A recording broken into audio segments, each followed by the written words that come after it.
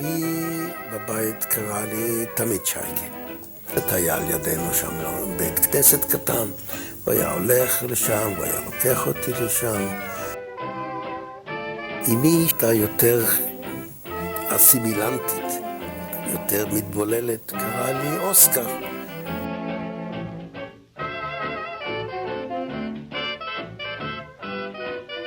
זיכרוני וידיעתי הם באו בימי מלחמת העולם הראשונה, מפולין ומרוסיה. אמי מסטניסלב, אבי מרובנה. משפחה של מהגרים.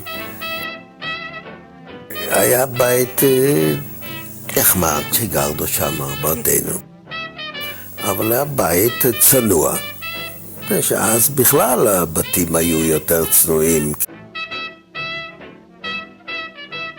הייתה לי אחות, אבסיה, גדולה ממני ב5 שנים, שהספיקה ב39 לצאת, ודרך רומניה, ומן עליית הנוער, היא הייתה לפני זה בהכשרה, והגיעה ארצה בפטריה.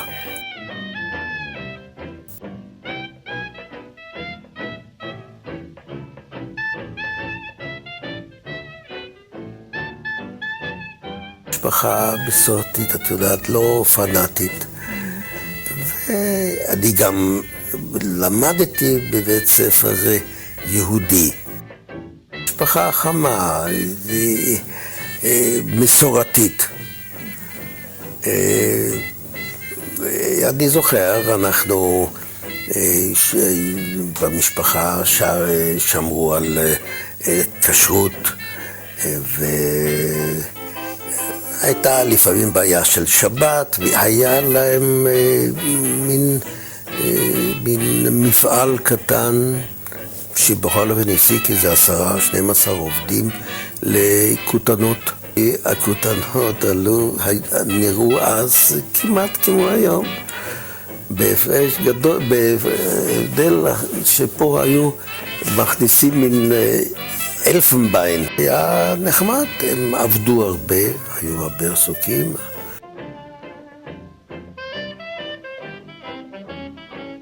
נהוג שעד גיל 10 זה בית ספר יסודי, ומאז והלאה זה גימנסיה. אז הלכתי עד גיל 10 לבית ספר תלמוד תורה. שם היה ממש חינוך יהודי, מסורתי, ולאחר מכן הייתי בגימנסיה.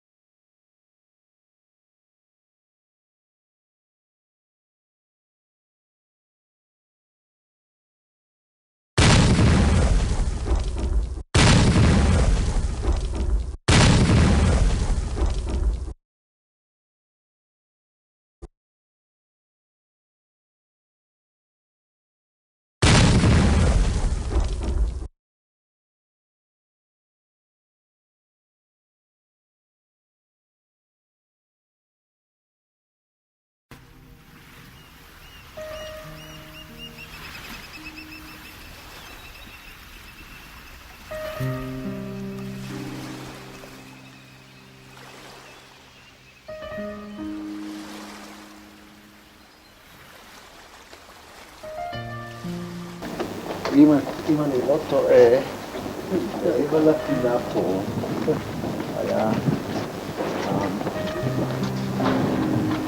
נדמה לי שהייתה איזה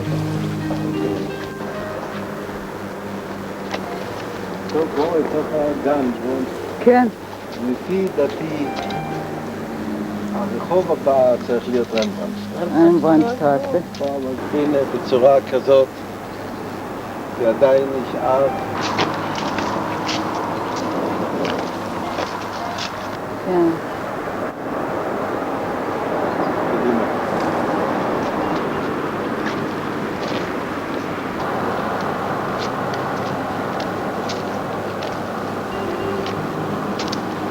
שסיפרתי? הייתם משחקים פה על הספסלים? אתם זוכרים שסיפרתי לכם שיש ספסלים וזה, ופה הייתה צמחייה.